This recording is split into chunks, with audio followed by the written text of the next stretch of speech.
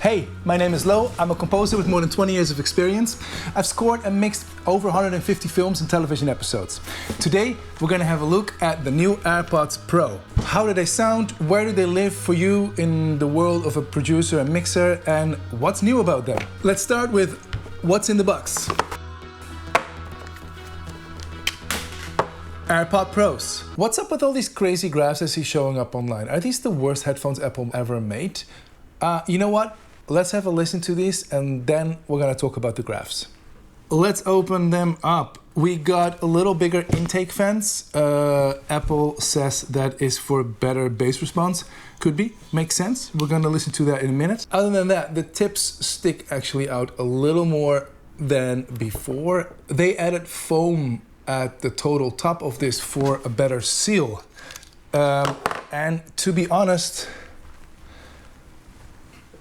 oh wow, it takes me by surprise every time. The noise cancellation in AirPods were always good, but this is an absolute different level. If I turn them on or off, the difference is crazy. This is my studio. It's sound treated and God, what a difference. Also, if you turn on transparency mode, in the old ones, the highs were super hyped and it never felt real. Another audio trick that Apple used to play on us was, I am pretty sure that the transparency mode was always like 2 dB louder than the real world, which made, as soon as you turn on noise cancellation, you really felt a huge difference, more than the noise cancellation actually was. With this ones, it's not the case. They are actually really close. There's one thing. There's a little bump at around the 2K.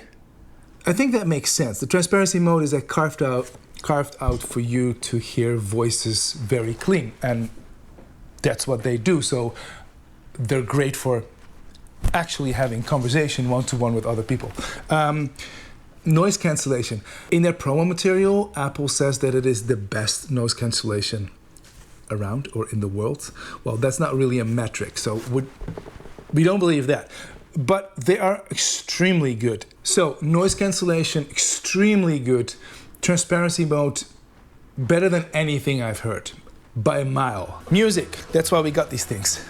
So let's turn on some music, listen to it, and let's see what it does. Paranoid and Android. Every mixer, composer has that one track that they listen to on every system. We use that kind of to calibrate our ears. Like, I know what this track sounds like. Paranoid and Android from Radiohead, is it for me? Just, this is always my go-to.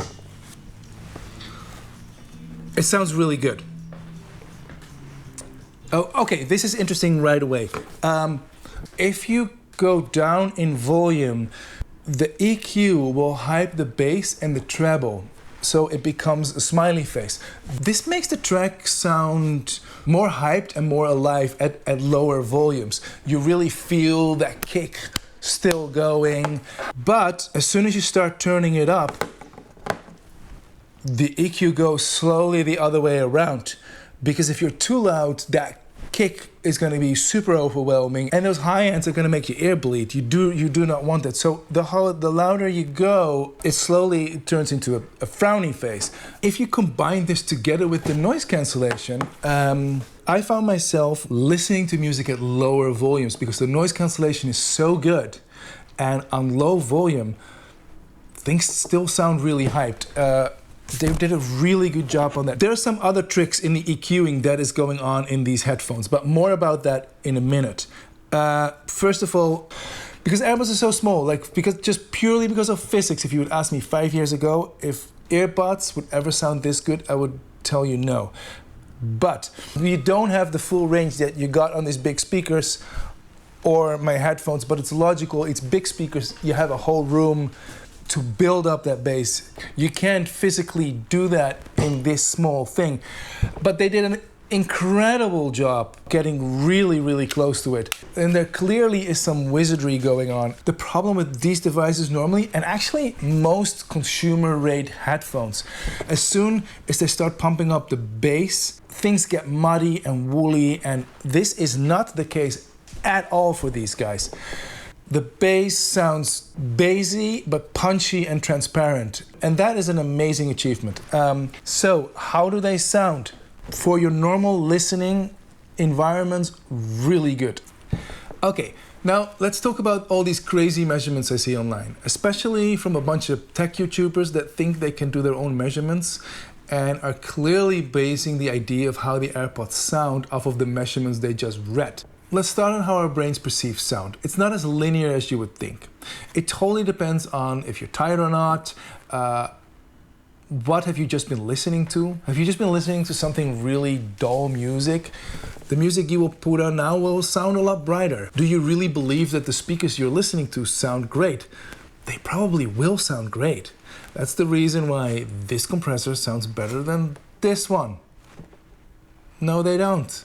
Okay, I know these are just some psychoacoustic reasons, but it is always really important to keep that in mind. Now, let's dive into the reality of the measurements I see floating around of the internet of these things. It's not as easy to measure these devices as you think. First of all, they have an adaptive curve that we talked about earlier. At lower volume, they give you a smiley face. At higher volumes, the AirPods give you a frowny face to give you a more stable listening experience. For this reason alone, it's really hard to measure these devices. And on top of that, these AirPods have a microphone pointing this direction. It's measuring the pressure inside your ear channel and in real time adapting the equalization on the info it gets back.